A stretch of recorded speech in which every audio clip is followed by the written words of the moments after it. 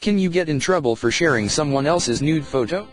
On Tuesday, Bella Thorne retweeted a collection of nude photos, posted by anonymous Twitter user @Comperwomps, that were allegedly of her ex, Greg Sulkin.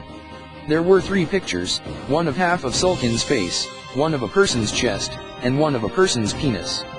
Provided the photos are of who the poster says they are, and since they weren't posted by Sulkin himself, it's likely they were posted without his consent. By retweeting the photos, Thorne distributed them to her 6.55 million followers. A lot of the specifics are up in the air, but this news raises an interesting question. Let's say, for a moment, these pictures are of Sulkin and they were posted without his consent. Did Thorne commit a crime by retweeting them? What about the 13,000 people who retweeted her? We asked Daniel S. Salkius of Daniel Salkius and Associates, a firm that specializes in internet defamation, privacy, and revenge porn, and he says it depends on the state. For the actress's Twitter bio, she's located in LA baby, so we can assume that's where the act took place. According to the penal code in California, it's actually not illegal what she did, he says.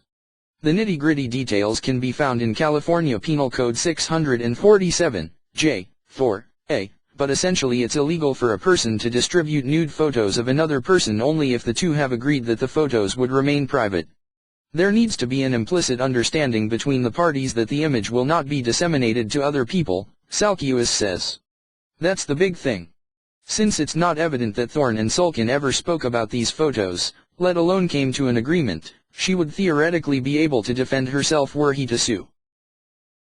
As long as she retweeted, and was not the individual that originally tweeted it herself, then I don't think, criminally, she has violated any criminal statutes, Salkius says. While we don't know Thorne's exact motivations for retweeting the photos, her intentions can be read a couple of ways. She captioned the photo, "Haha, I'm telling you this isn't Greg's dick." Some are interpreting this as the actress protecting her ex by disproving the photos, others see it as her taunting Sulkin, insinuating that he's not as well endowed as the person depicted in the photo. Civilly, if she did this to hurt him, it would be a classic example of intentional infliction of emotional distress, Salkius says. So what are Sulkin's options, or anyone's who found a nude photo of themselves on Twitter?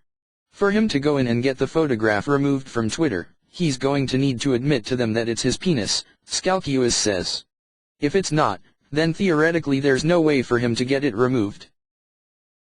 Because revenge porn is still determined on a state-by-state basis, things like distributing and sharing nude photos on a platform like Twitter are hard to parse.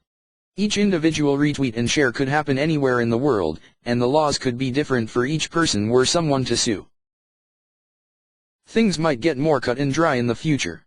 A bill introduced by California Representative Jackie Speer in 2016 would make a federal law against those who knowingly distribute a private, visual depiction of a person's intimate parts or of a person engaging in sexually explicit conduct, with reckless disregard for the person's lack of consent to the distribution, and for other purposes. While Thorne has not released a follow-up statement to her tweet, it's unlikely she shared these photos with any kind of malicious intent. Plus, under California law, she cannot be charged with disseminating revenge porn. If we're to take her words at face value, she was simply debunking misleading photos.